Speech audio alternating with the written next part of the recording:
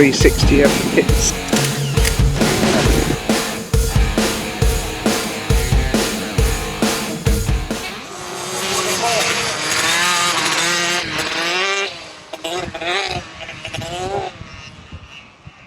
Across the line second, what is it?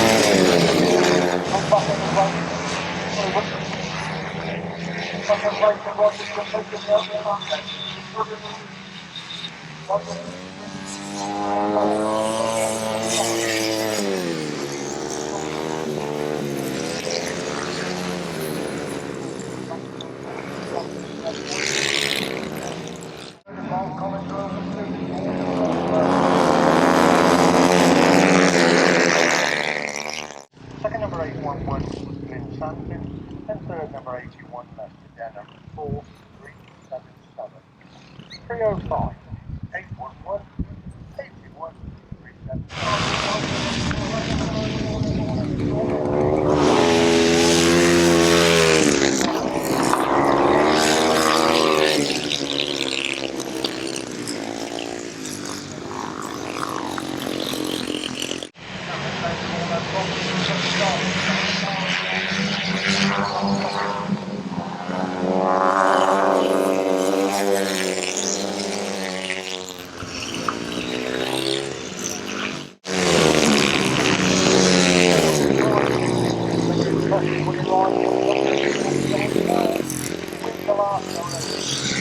Over that far side then, the old and new sidecar pilot produced some cracking racing for us this afternoon.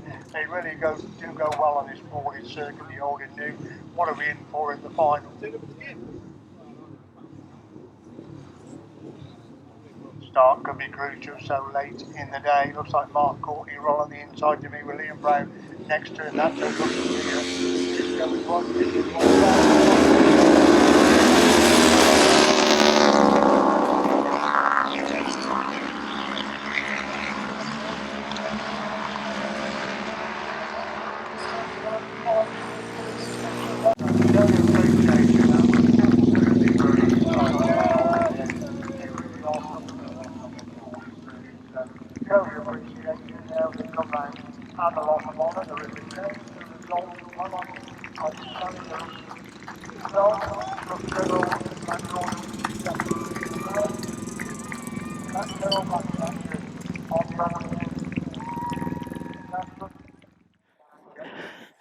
Right, well that was an enjoyable hour and a half or so at the British Grasstrack Championships at Roche. Some good sidecar and racing of the singles. All very kind of He-Man stuff. Yeah, you've got to be quite brave to do that, or skilled, which I'm neither. Right, well, I'm going to need a key up for this motorcycle, otherwise it's not going anywhere.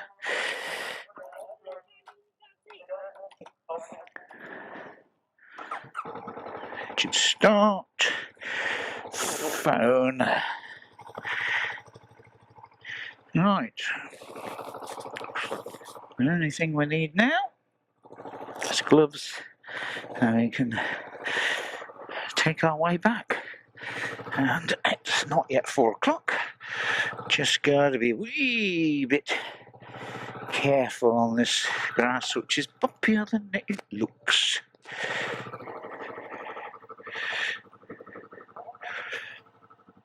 Yeah.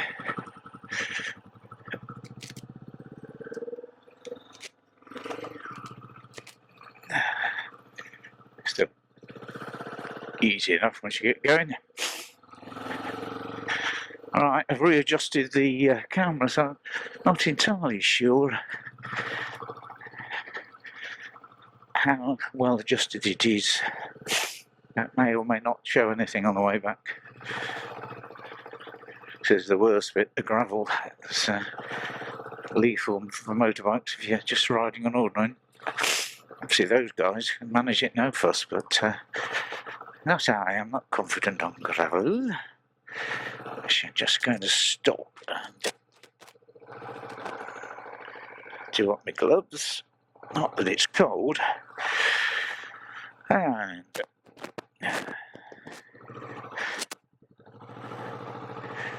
let's just check our bearings, nothing coming.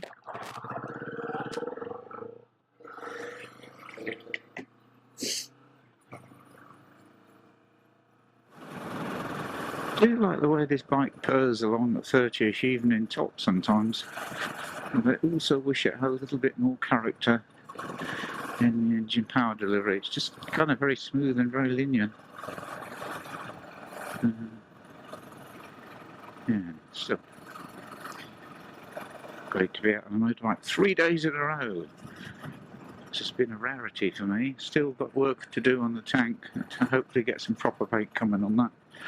And the shenanigans I've had to go through just for a tiny stone chip, but in a really prominent place. And hopefully I'm on the road to getting it fixed now. In the meantime, the paint, although it's a bit of an ugly blob, is hard enough not to be letting any corrosion in, which of course there's actually been any rain recently. It's been exceptionally dry for April and May, which is causing problems for gardeners, of which I am one. Yes, back home, did some gardening, probably watering, I think. Whoa! There you have it, people. This is the trouble with riding a motorcycle. They pull out, they haven't seen you, you know, and they look at you as though you've come from Mars. Probably I'd be safer there. There's women like that. They just do not look, they do not perceive motorbikes. You know. Good. Oh, that looked nice. There's Roche again, and you can see that in the distance.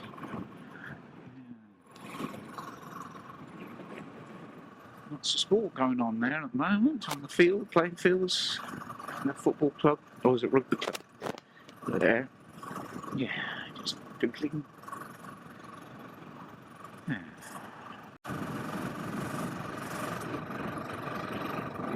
The thing about modern motorbikes is they go just as well slow and fast. You can potter along, and the engine's got plenty in reserve. We can drop it a couple of gears and give it plenty. Not that this style of motorbike is actually the thing to do that on, because, you know, compared to a sports bike or say a street bike, it's just a little bit ponderous. Although this can keep up pretty well. Certainly, I'm not in the business of keeping up, because often these rides where people describe them as a bimble are the very opposite of the bimbles. They're kind of frantic, who can be the fastest, who can take the most cars in a single overtake, you know, who can overtake in a blind bend up a hill, sort of thing leads to deaths, unfortunately. So, best off out of it. I do like moments of going fast. I like these kind of curves. You just sweep in the bike over, pouring the power on at a modest pace.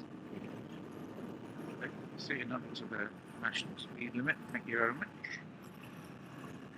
Drop the shoulder a bit, that bend. Geezer and the BMW, you've got to watch these guys because they do not like being overtaken. Oh, he's inviting me to overtake him. Big stop.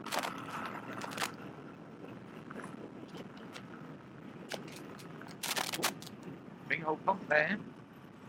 This, also this bike, the suspension is not that compliant.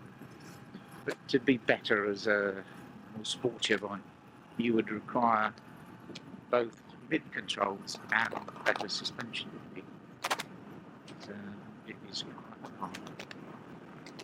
It's pretty comfortable for me. I know people complain about the seating,